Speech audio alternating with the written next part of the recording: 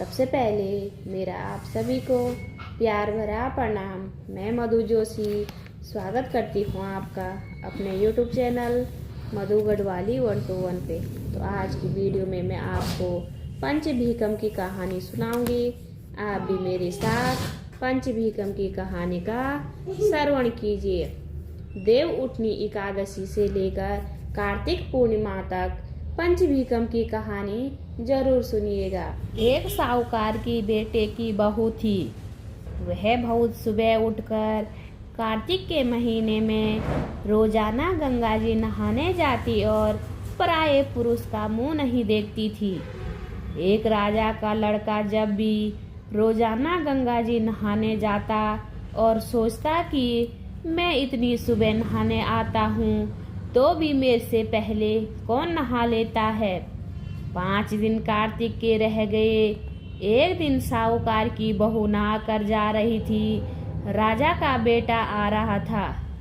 हुड़का सुनकर वह जल्दी जल्दी जाने लगी तो उसकी माला छूट गई।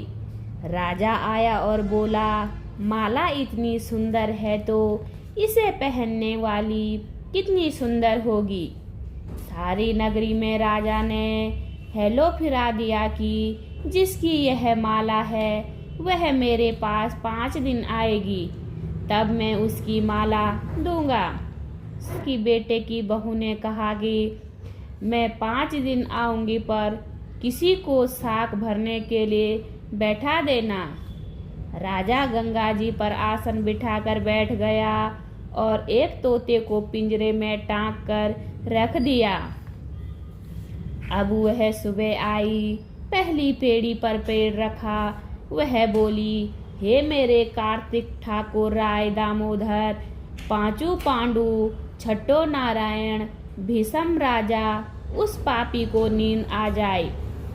मैं सत्य की हूँ तो मेरा सत्य रखना।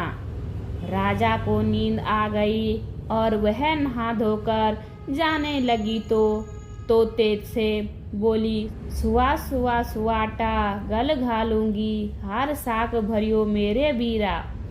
सुआ बोला कि कोई वीर भी साक भरता है क्या। तब वह बोली कि सुआ सुआ सुबटा पग घालूंगी, नेवर साक भरिए मेरे देवर। सुए ने कहा, अच्छा भाभी, मैं साक भरूंगा। वह तो कहकर चली गई। राजा हड़बड़ा कर उठा, सुआ से पूछा, सुआ सुआ वह आई थी क्या, कैसी थी। सुआ बोला, आभा कैसी बिजली, होली कैसी झलकेला कैसी कामनी, गुलाब कैसा रंग। राजा ने सोचा कि कल मैं अपनी उंगली चीर कर बैठ जाऊंगा तो नींद नहीं आएगी। दूसरे दिन अंगुली चीर कर बैठ गया। वह आई, उसने वैसे ही प्रार्थना करी, बस उसको नींद आ गई। नहाकर जाने लगी तो सुआ ने साक भर दी। राजा ने उठते ही फिर से सुआ से पूछा तो सुआ ने पहले जैसा ही जवाब दे दिया।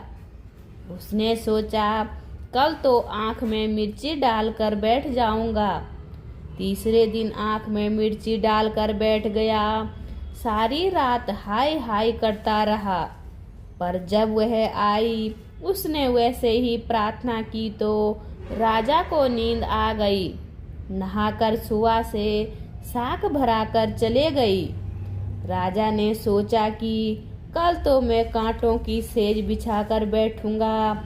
चौथे दिन वह कांटों की सेज पर बैठकर हाय हाय करता रहा, पर जब वह आई उसको नींद आ गई।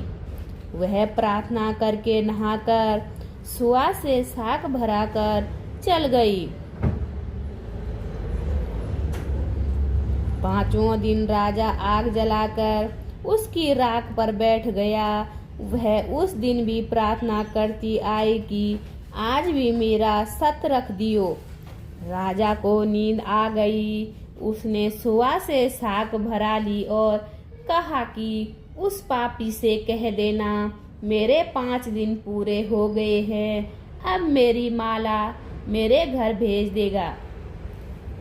राजा ने उठते ही सुआ से पूछा कि वह आई थी क्या। सुआ बोला, आई थी, अपनी माला मंगाई है। थोड़े दिन बाद राजा को कोढ़ निकल आया, त्राही त्राही पुकारने लगा।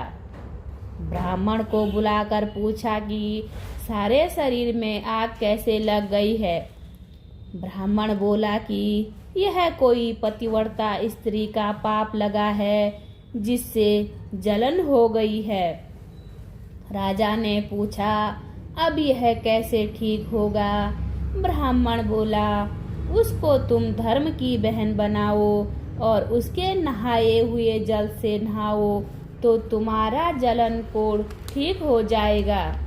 राजा माला लेकर उसके घर पर गया और सायंकार से बोला, यह तेरी बहू गंगा जी पर भूल गई थी, यह उसे दे देना और कह देना कि वह अपने नहाए हुए जल से मुझे नहला दे। साहूकार बोला कि वह तो प्राय पुरुष का मुंह नहीं देखती, तू इस नाली के नीचे बैठ जा, वह नहाएगी। उसके नहाए का पानी राजा के ऊपर गिरने से उसकी काया कंचन सी हो गई। हे पंच भीखु देवता, जैसा साहूकार की बहू का सत रखा, वैसा सब किसी का रखना। उम्मीद करती हूँ आपको वीडियो पसंद आई होगी। वीडियो पसंद आई तो वीडियो पे लाइक कीजिए, कमेंट कीजिए, अपने दोस्तों के साथ शेयर कीजिए। चैनल पे नए हो तो सब्सक्राइब ज़रूर कीजिए। मैं मधु जोशी मिलती हूँ आपको अगली वीडियो में। तब तक के लिए बाय बाय, धन्यवाद।